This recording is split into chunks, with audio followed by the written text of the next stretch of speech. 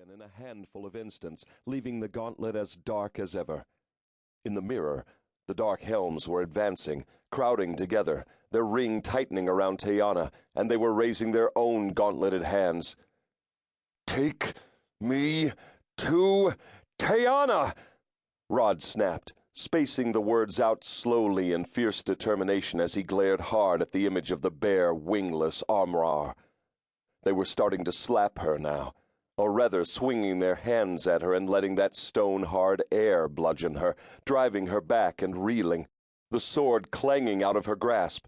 She fell to her knees, crying out in pain, and Rod, trembling with the head-pounding effort of trying to will himself to her, roared out his own wordless rage.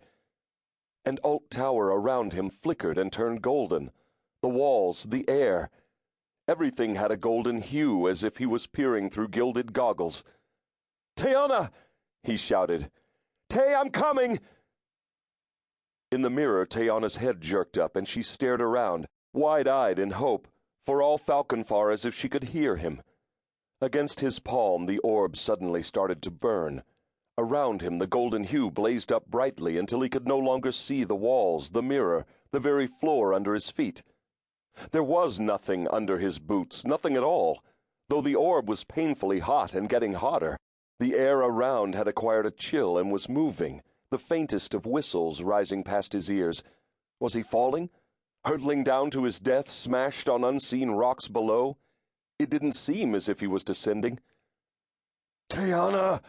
Rod snarled, clinging to his last image of her, head lifted in hope, looking around for him. It didn't feel as if he was falling at all. Around him there were no walls now, nothing but a fading golden glow, a radiance as thick as mist that hid his surroundings from him, yet showed him space, empty air, farther away from him than the walls of Alt Tower around the magic mirror.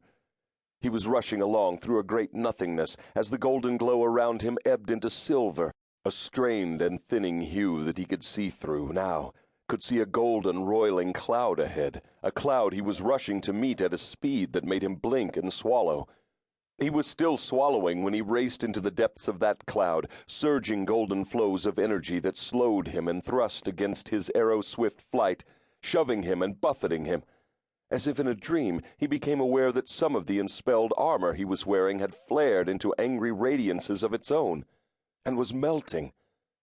Not a fiery death he could feel, there was no heat at all, but it was shrinking and being clawed away by the golden mists around him, silently leaving his limbs in great spreading holes and gaps as he plunged on. Ahead he could see the torches of the chamber again, hear the faint laughter of the dark helms as they clustered closely around Teyana, chuckles rising in a crescendo as a gasp of pain burst out of her. "Teyana!" he cried again, willing himself on. The orb had lost its heat against his skin, and he was slowing. Glossy black armor loomed up in front of him, almost close enough to touch.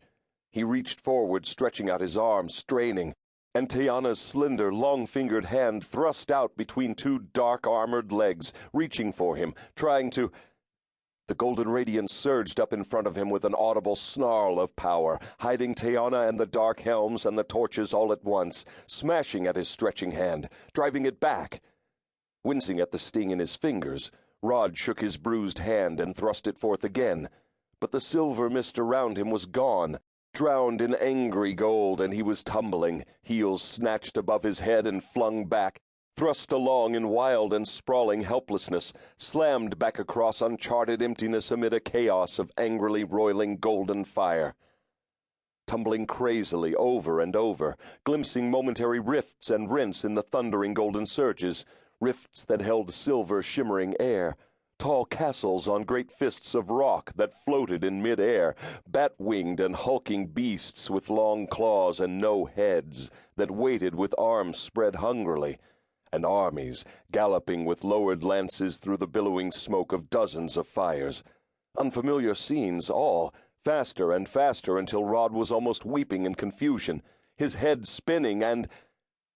It ended as swiftly as it had begun, leaving him standing silently in the damp green depths of what looked to be a trackless, seemingly endless forest. Rod Everlar didn't have to